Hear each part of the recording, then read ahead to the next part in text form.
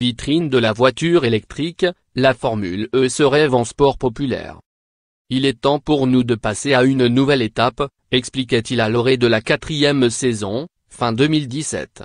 Nous avons su exister auprès de l'industrie automobile, le prochain pas est d'aller vers le grand public.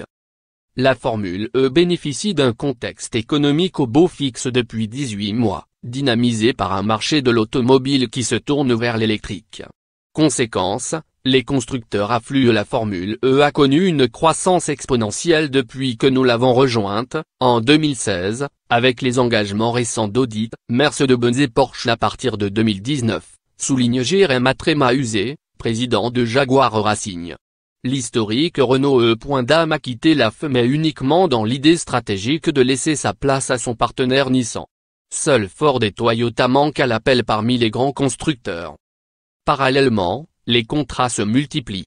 Depuis 2017, Qatar Airways est sponsor titre de les Prix de Paris et le groupe d'assurance Allianz a prolongé son partenariat pour 5 ans.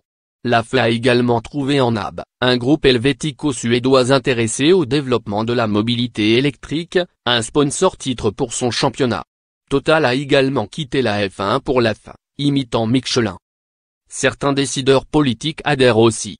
En ville, l'électrique apparaît comme une alternative crédible au moteur à combustion. La maire de Paris Anne Hidalgo, convaincue de la première heure. Les Prix est une compétition sportive vecteur de promotion des mobilités douces auprès des citoyens. C'est donc au cœur des capitales, où se trouve la clientèle potentielle, qu'Alejandro Agag a voulu dès l'origine organiser les éprix. Quitte à accumuler les difficultés coûts, contraintes de sécurité et nuisances. Certaines villes en reviennent. Londres s'est retirée après 2 éditions, 2015 et 2016, malgré un contrat de 5 ans, et Montréal a également annulé la double course prévue en 2018. La nouvelle maire de la ville, Valérie Plante, a évoqué les désagréments en centre-ville et le fiasco financier que constituait l'épreuve, abreuvée de subventions publiques. Car la Formule E ne déplace pas encore les foules, même si Richard Branson, le fondateur de Virgin, un brin intéressé, puisqu'il finance l'écurie des Virgin Racing-, veut croire qu'elle surpassera la F1 d'ici 10 ans. Il faudrait pour cela que la vitesse augmente de manière importante, explique Jean-Paul Driot, patron de Renault E.Dam. Cela amènerait toute la course automobile à devenir électrique, avec des catégories différentes, en ville comme aujourd'hui mais aussi sur circuit. Vu que tous les constructeurs s'y mettent, dans 10 à 12 ans, ça peut avoir eu lieu. Les progrès technologiques permettront la saison prochaine aux batteries de couvrir la totalité d'un éprix, sans qu'il y ait besoin de changer de voiture à mi-course. Un pas de géant, estime Alejandro Agag. En 4 ans, la vitesse de pointe est aussi passée de 180 à 220 km/h. Le promoteur, toutefois, ne nie pas le déficit de popularité. Pour y remédier, il ne compte pas sur les médias traditionnels, même si les Prix de Paris est retransmis en direct sur C8, Canal+, Sport et Eurosport. Pour arriver aux gens, il faut faire du bruit, faire des campagnes, publicitaires, digitales surtout, estime-t-il, misant sur la production de vidéos virales. Pour toucher le grand public, la FE manque encore de pilotes stars. Ces rares noms connus sont des rebuts de la Formule 1. Le champion du monde de F1, Nico Rosberg, s'est certes impliqué mais hors circuit, en devenant actionnaire de la FE. Il pilotera un bolide électrique en ouverture de les Prix de Berlin le 19 mai.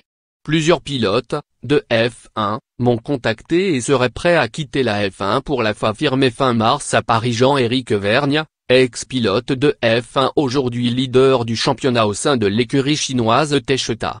Si tel était le cas, il devrait s'habituer à des voitures imprévisibles, si difficiles à piloter selon les mots de l'ancien de Toro Rosso Sébastien Buemi, passé en feu chez Renault E.Dam. Une évolution statutaire pourrait favoriser une montée en gamme. La Fédération internationale de l'automobile, FIA, pourrait bientôt accorder à la Formule E l'appellation de championnat du monde, pour l'instant réservée à la F1, au rallye, à l'endurance, aux voitures de tourisme et au rallye-cross. Les prix en chiffres. 4 500. Nombre de places vendues pour les Prix de Paris, à 55 € pour le tarif plein. 3000. Nombre de places allouées aux institutionnels et riverains ou vendues aux partenaires. 10 millions. Coût en euros de l'organisation de les Prix de Paris, financé uniquement par le privé. 18 à 25 millions. Budget annuel d'une écurie de F1.